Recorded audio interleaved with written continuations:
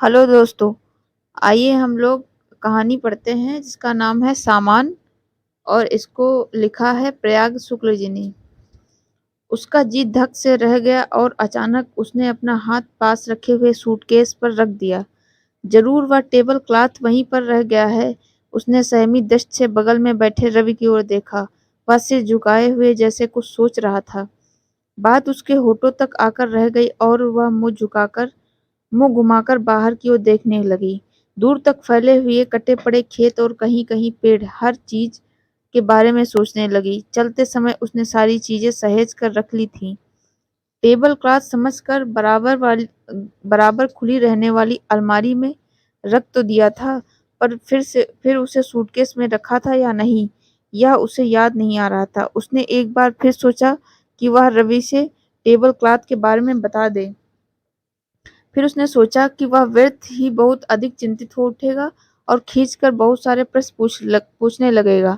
शादी के बाद पिछले 2 वर्षों में वह यह बात अच्छी तरह जान गई थी कि रवि अक्सर छोटी-छोटी बातों को लेकर बहुत चिंतित हो उठता है और खींचकर उससे कितने ही प्रश्न पूछ बैठता है, पर उसकी खींच का कारण धीरे-धीरे समझने लगी थी। वह समझने लगी थी कि रवि किसी चीज के खो जाने पर एक नए खर्च और एक अव्यवस्था की बात सोचकर ही खींच उठता है। इसलिए अब उसके प्रश्नों से उसे बहुत दुख नहीं होता था। थोड़ी देर बाद एक जगह बस रुकी तो रवि ने उसकी ओर देखकर पूछा, पानी पियोगी?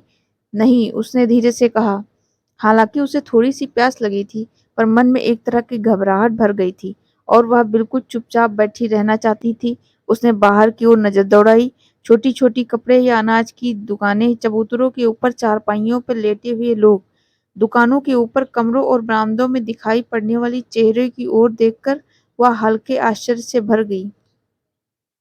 यहाँ दिन भर धूल सी उड़ा करती है, बसें और लारियां रुकती हैं और बहुत से लोग रात दिन यहाँ रहते हैं। बगल से एक लारी निकल गई तो उसके मुंह से भीतर की ओर कर लिया। टूथपेस्ट और ब्रश तक उसने रख लिए थे, टेबल क्लॉथ भी शायद उसमें रख दिया था। नहीं, वह नहीं, वहीं पर छूट गया है। उसके कमरे का पूरा दृश्य उसकी आंखों के सामने घूम गया। वह एक बार फिर टेबल क्लॉथ के बारे में सोचने का प्रयत्न करने लगी, पर वह कुछ सोच नहीं पा रही थी।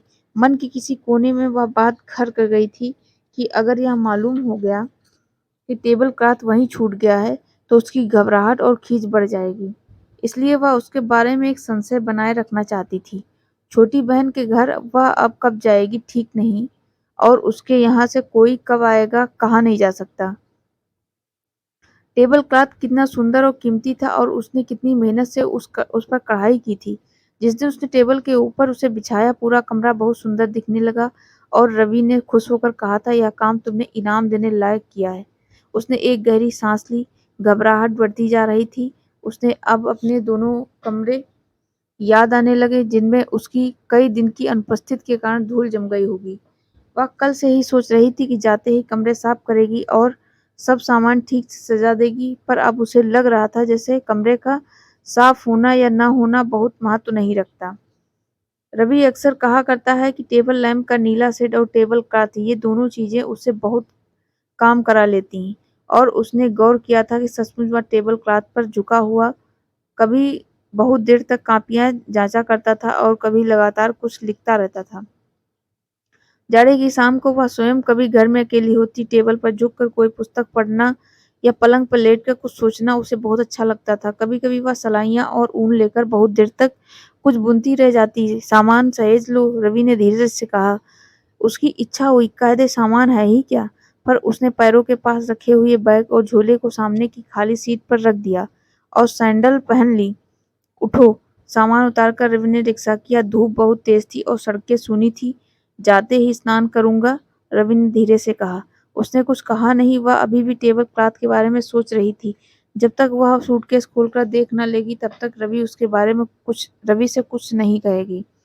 घर पहुंचते पहुंचते उसे लगा जैसे वह बहुत थक गई है। रास्ते भर वह रिक्शे में चुपचाप बैठी रही और सोचती रही कि वह घर पहुंचकर बिस्तर पर लेट जाएगी और थकान उतारने की चेष्टा करेगी। वह बिस्तर पर लेटकर तकिए में मुंह छिपा लेगी और रवि अगर टेबल क्लॉथ छोड़ आने के लिए कुछ कहेगा तो पड़े-पड़े चुपचाप सुन लेगी। घर पहुंचकर उसने दरवाजा खोला और पलंग पर बैठकर प्रतीक्षा करने लगी कि रवि स्नान करने चला जाए तो सूटकेस खोलकर देखे टेबल क्लॉथ है या नहीं। थोड़ी देर बैठकर रवि बैग में सूटकेस ढूंढने लगा। क्या ढूंढ रहे हो? सूटकेस तुमने कहाँ रखा है? इसी में तो था, इसमें तो नहीं है। उसके मन में खीज भर गई। कहीं से चलना हुआ तो इतनी जल्दी मचाएंगे जैसे कोई आफत आ पड़ी हो। ऐसे में चीजें छूटेंगी नहीं। देखो सूटकेस में तो नहीं है। सूटकेस में। पर उसने चाबियों का गुच्छा लेकर सूटकेस खोला। इसी बहाने वह देख लेगी कि टेबल क्लॉथ है या नहीं। वह घबराई सी कपड़े निकाल निकाल कर देखने लगी बाहर रखने लगी। टेबल क्लॉथ वहीं छूट गया था। सूटकेस भी नहीं था। उसने इसमें तो नहीं है। रुको, अलमारी में साबुन रखा है, कहकर उसने अलमारी खोली और साबुन की टिक्कियां निकालकर रवि की ओर बढ़ा दी। वह तौलिया और साबुन की टिक्कियां लेकर बाथरूम की ओर चला गया। किवाड़ उड़का कर वह पलंग पर लेट कर खुद को समझाने का प्रयत्न करने लगी। बस रवि थोड़ा बहुत नाराज हो लगेगा और लोग जाकर कोई कपड़ा खरीद लाएंगे और वे लोग जाकर कोई कपड़ा खरीद लाएंगे और वह उस पर फिर कढ़ाई कर लेगी। पर ना जाने क्यों घबराहट कम नहीं हो रही थी। उसने महसूस किया कि रवि के नाराज होने की संभावना का उसे उतना दुख नहीं है जितना टेबल क्लॉथ के छूट जाने का है। पलंग के पास ही टेबल पड़ा हुआ था और बिना टेबल क्लॉथ का टेबल बहुत अजीब लग रहा था और हल्के अंधेरे में पूरा कमरा उसे बहुत सूना सूना और बेतरतीब मालूम पड़ रहा था। रवि स्नान करके लौटा। उसने पूछा, नहाओगी नहीं? नहा लूंगी, उसने धीरे से कहा। टेबल क्लॉथ वहीं पर छूट गया गया है। वह आगे कहना चाहती कि उसने तो मना किया था कि उसे ना ले चलो। तुम्हें वहां कौन पढ़ना लिखना है? और फिर किसी के यहाँ इस तरह की कोई चीज बिछाकर क्या वापस लौटते समय उसे समेट लेना अच्छा लगता है? मुझे तो हर जगह पढ़ना लिखना रहता है, रवि ने कहा था। वह रवि की ओर देखने लगी कि वह क्या कहता है। यह भी खूब रही, कहकर रवि ने अलमारी से छोटा सा शीशा उठा लिया और बाल संवारकर चेहरा देखने लगा। रवि के हाथ में वह शीशा देखकर उसे शायद याद आया कि करीब 1 महीने पहले किस तरह दीवार पर टंगा हुआ बहुत सुंदर सा शीशा साफ करते समय उसे जरा सी सावधानी से गिरकर टूट गया था। और तब रवि कितना खींच उठा और कई दिनों तक उसे बीच बीच में यह बताता रहा कि उतना कीमती शीशा फिर खरीद कर लाना बहुत मुश्किल है। शीशे कहीं पड़ा रहता है और शीशा कहीं, अब कंघा कहीं और पड़ा रहता है और शीशा कहीं। सारी बातें सोचकर उसे लग रहा था जैसे उसमें उठने की शक्ति ना बची हो। सहसा उसे इस बात का भान हुआ कि टेबल क्लॉथ छूट जाने की बात सुनकर रवि नाराज नहीं हुआ।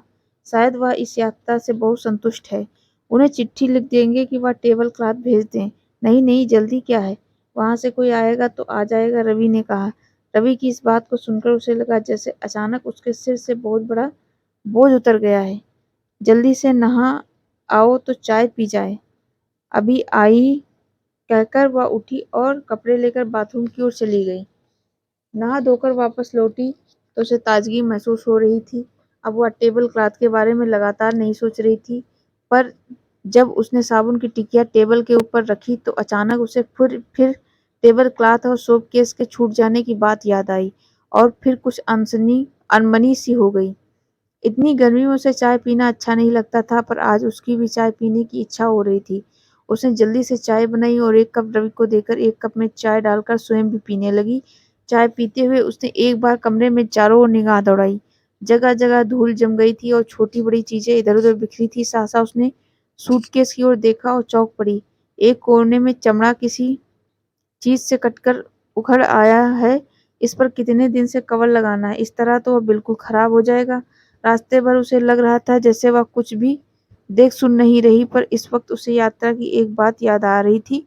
वह उन जगहों के बारे में सोचने लगी जो रास्ते में मिली थी, धूल भरी और बेतरतीब, और उसके मन में छोटी बहन और उसके आसपास के घरों की याद ताजी हो उठी। वह उसकी बेतरतीबी और अभाव को बहुत स्पष्ट रूप से अनुभव करने लगी और एकाएक अनजाने ही उसके मन में अजीब अजीब भावनाएं घुमड़ने लगी। वह अपनी कल्पना में उन घरों और कमरों के सामान से भरा और सजा हुआ देखने लगी। और चाय है? रवि ने पूछा तो वह ऐसे चौंक उठी और हाँ कहकर उसने रवि के हाथ में कप ले लिया। किसी दिन चलकर टेबल क्लॉथ का कपड़ा खरीद लाएंगे, फिर उसके बिना उसके टेबल अच्छा नहीं लगता। किसी दिन क्यों, आज ही वह आ जाएगा तो 2 हो जाएंगे और बारी बारी से धुलवा लिया करेंगे। फिर रवि ने हंसते हुए कहा, अच्छा हुआ वह वहां छूट गया। तुमने छोटी बहन को कुछ दिया ही नहीं था। एक शीशा भी, उसने धीरे से कहा। हाँ हाँ कहकर रवि ने कप रख दिया और आंखें मूंद ली। वह हल्के अंधेरे कमरे में देखने लगी। अचानक उसे अपने और दूसरों के अभाव बहुत स्पष्ट नजर आने लगे। उसके मन में फिर वही भावनाएं और कल्पनाएं भर आईं और बहुत से सामान उसकी आंखों के सामने घूमने लगे, जिनके सब कुछ सजा हुआ और सुंदर मालूम हो सकता है, जिनसे सब कुछ सजा हुआ और सुंदर मालूम हो सकता है। और इस तरह ये कहानी यहीं पे समाप्त होती है। अगली कहानी हम लोग अगले वीडियो में पढ़ेंगे।